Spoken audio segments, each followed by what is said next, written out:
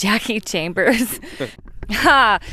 People in general were kind of like, you tell them what we were doing and they're like, you're going to do what? Like they thought, I think that we were just going to live in a container as it comes.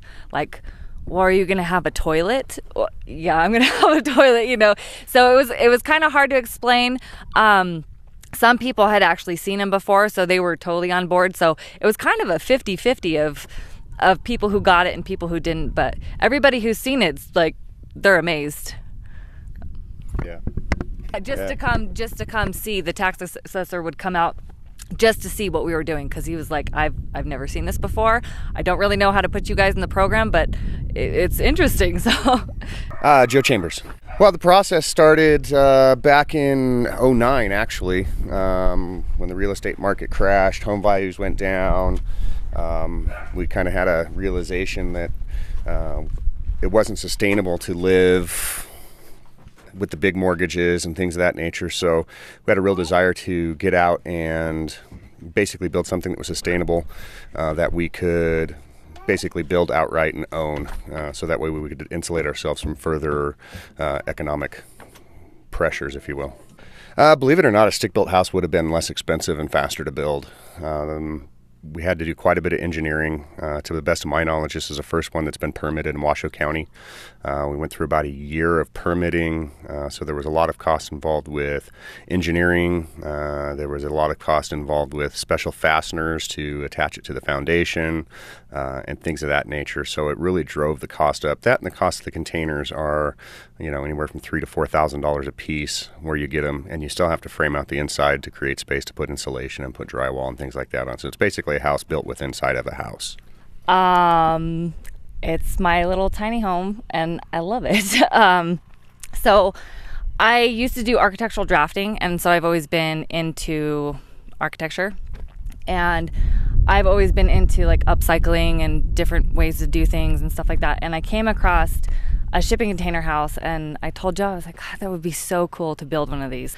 We had one container that we had out here that we were just storing stuff in. And so then we picked up another container and just started playing with the layouts and came out with what we have. Neat. And so if you could describe what it looks like for me, how would you describe it? It's, what do we call it? My little modern rustic shipping container house. Yeah, so we have the exposed container, and then wherever there's a window or an opening, we put in the wood siding to kind of blend the two together. Well, we weren't allowed to use a plasma cutter, so we went through, 5 or 6 grinders? Yeah, the engineer specified that we had to use a grinder to cut all the steel out of the container. I think they were worried about the heat deteriorating the structural quality of the steel. So it was, I think it was more like about 8 or 9 grinders that we went through to cut all the openings and the steel out of the house. I kind of was thinking that it might be a little bit less expensive. Well, when we started looking at it, you could get a container for like $900. So it was like, well, that would be... We actually had a much bigger plan. We were going to go with a much bigger house. I think we were up to like 6 or 7 containers with some framing in between. But then when the price shot up, we decided, well, we had the one, so we got the second one, and we kind of figured, well, we'll use what we have, and then eventually we're going to have to build another house down there because the kids are going to get bigger. And we're only at 511 square feet, so it's pretty small, which works for us right now because the kids are small. But yeah, I thought it would be, well, because when you do the research on the internet, it's all, you can build it for $5,000 and you can do it in a month. And I was like, whoa, well, let's try it. But realistically, it was much different than that. You get it on a slab foundation. It could have potentially gone on a post and pier foundation, although the engineers didn't like that idea. Hindsight being 2020, I would have pushed harder to put it on a post and pier foundation. It would have saved quite a bit of money. Would have been something that I could have done myself versus the foundation that's there now was one of the things that we contracted out for. So that added some expense into it. The hardware to attach, we ended up spending, I think it was close to $2,000 on additional steel and special fasteners to meet the county's idea of what the requirement should be for as far as attaching to the foundation. Got a lot of the materials. We did it all ourselves, so we saved quite a bit on labor. But we did go with some some higher end materials on the siding and on the interior with some of the stuff that we did in there. Again, it was a smaller area, so when you're paying $9 per square foot for flooring and you only got 500 square feet, it's kind of like, why not, versus trying to do 10,000 square feet at that price. The containers and the construction of it was probably what drove the cost up the most.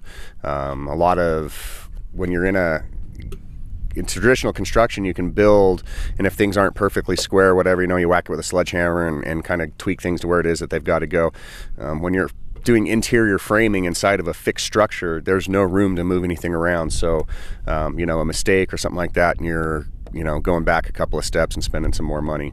But again, it's the cost of the containers was a big factor to it. We spent probably in total right around $7,000 on container. So like all the cabinets are custom. You really have to make sure you're utilizing every square inch. So instead of just throwing in Home Depot cabinets, we did custom cabinets and things of that nature. So it drove up the cost there, but it was worth it. Just the heart and the soul, the blood, sweat, and tears. It was amazing. And the whole journey was full of little things like that. The foundation getting in. I mean, there was a huge day when, after the foundation was done, that the crane truck showed up. And both containers were sitting over here where the goats are now. And they picked them up, flew them through the sky, and they landed them right on the foundation. It was like, it just became more and more real. Like, we kept waiting, the whole thing seemed like a pipe dream the whole time we're doing. Even though we're making process, it's like, yeah, we're going to stall out at some point in time, but it just kept moving forward. So, every day, every week, there was just some next major thing. It was like, oh my God, this is real, it's happening. So it was just a really cool and amazing adventure. And at one point we thought about just painting them both the same color, but leaving all the steel exposed. But we decided it was kind of cool to have them two different colors, and they have so much more character with all the stickers and everything on them. So yeah, we just left them. I worked with a gentleman named Darren Nelson of Modern Storage. He sources the containers wherever he sources them from. So thanks to the courtesy of YouTube videos and my motto of never letting what I don't know stop me, taught myself how to weld, and bought a secondhand welder on Craigslist and spent we had to have special inspections done. The county doesn't do welding inspections, and as you and I were just talking, some of mine look okay, and some of them you can tell I was learning how to weld. So the special inspector that came out and looked at these, he was just blown away at the amount of engineering that went into this thing, and said that it was just so overdone as far as the amount of connections to the foundation. I'm pretty sure you could hook a Chinook to this thing, and either the foundation's coming out with it or it's not going. Progress type pictures.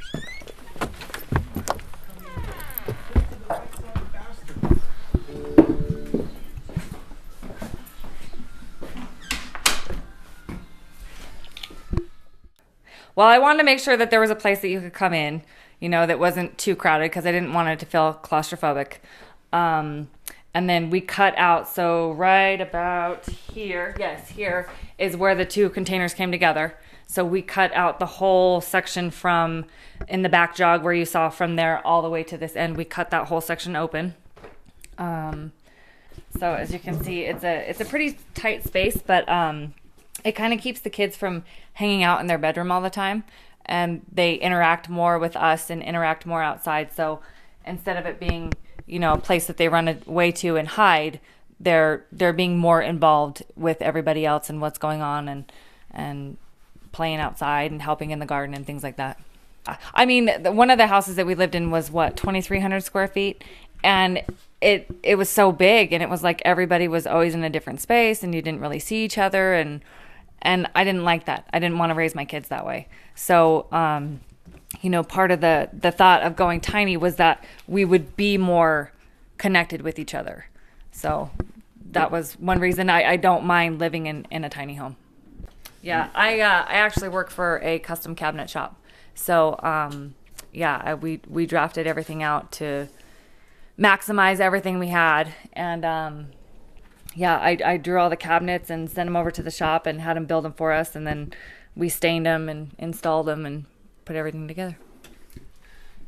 She makes it sound a lot easier than it was, and she's not giving herself nearly enough credit. She's been doing custom kitchen and bath design for going on 10 plus years now, and what she did in here with the cabinetry and the utilization of space was just amazing. It's what made the whole thing work. Everything's got a place. Everything's highly organized. I mean, she took advantage of every single nook and cranny.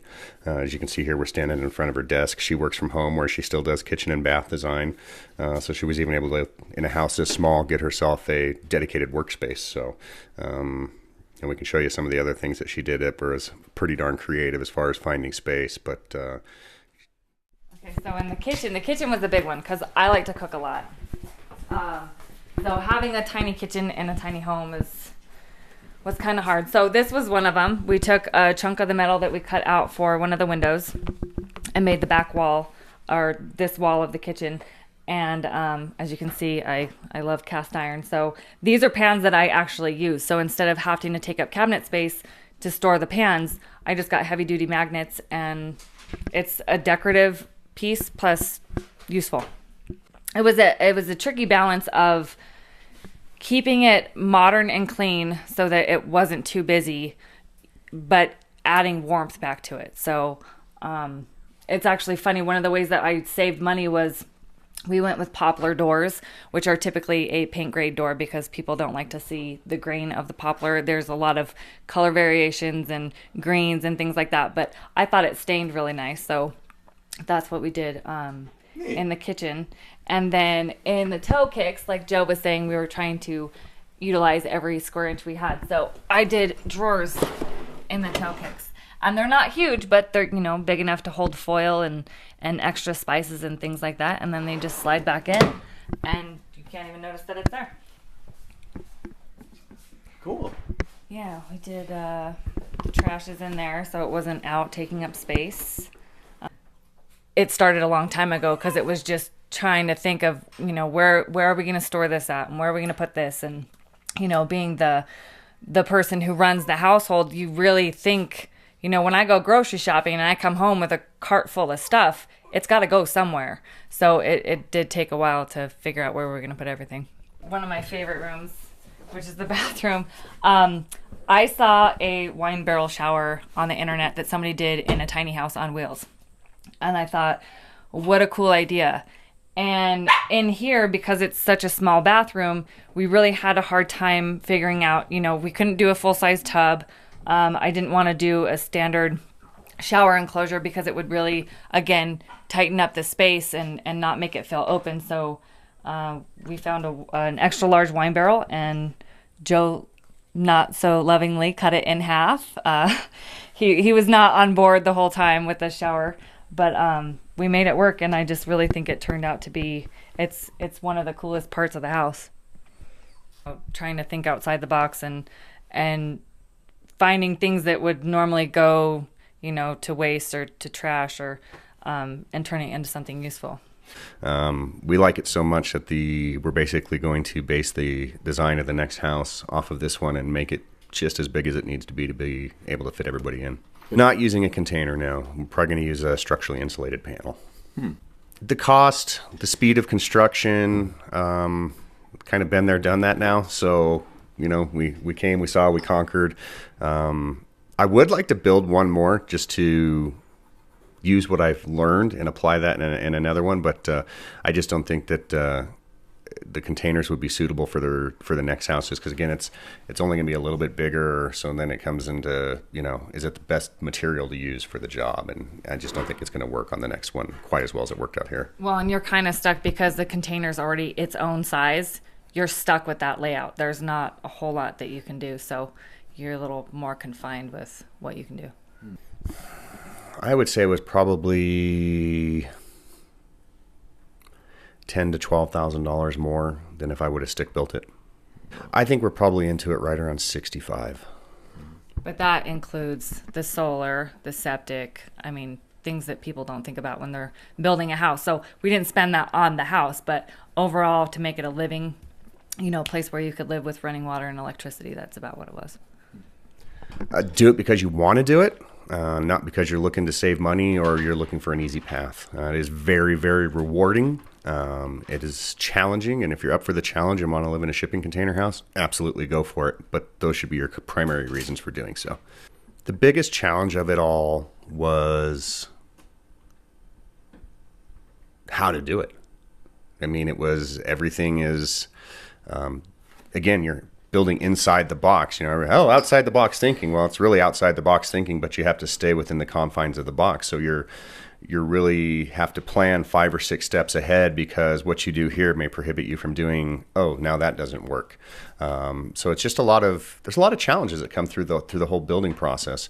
Anybody, the $1 million piece of advice would be, anybody that's looking to do it is get 2 shipping containers that are exactly the same.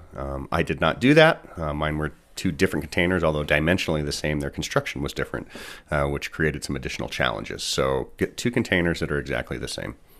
I was going to build this house or die trying. So it was, no, we just kept moving forward. And again, there's a lot of rewards along the way. There's those little pieces that come along that just say, I'm inspired and fired up for the next challenge, because look what we just accomplished. We could definitely save some folks some of the headaches that we went through and some of the expenses. We've had a couple of people contact us asking, hey, I got a friend that's thinking about doing this, but we haven't spoken to anybody yet. But we're completely open to helping anybody that wants to come down this path, to learn, to experience. We can share what we've done along the way, and, consult or advise or something along those roles. It really is a rewarding project, but again, don't do it because you want to save money.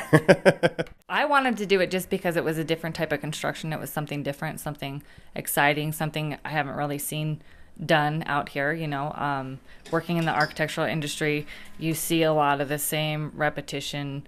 Everybody thinks they're doing something different, but it's pretty much all the same at the end of the day. And I just thought it would be an interesting a project to do and something to be proud of, this is ours and we did it different, and sort of like an art piece. I did it to see if I could. That was me. She really wanted to have it. She was down for it. I was up for the challenge, and it was, let's see if we can climb this mountain. So that was my driver. I would characterize it as just the beginning. It's just the beginning of our new life. We talked a little bit. We're starting the quail farm. I've got 72 acres here of land. There's going to be new challenges. There's going to be new opportunities. We got three kids that we're going to be raising out here. Obviously, Dutch being the youngest at just almost barely 2 years old. And I'm looking forward to the rest of the adventure.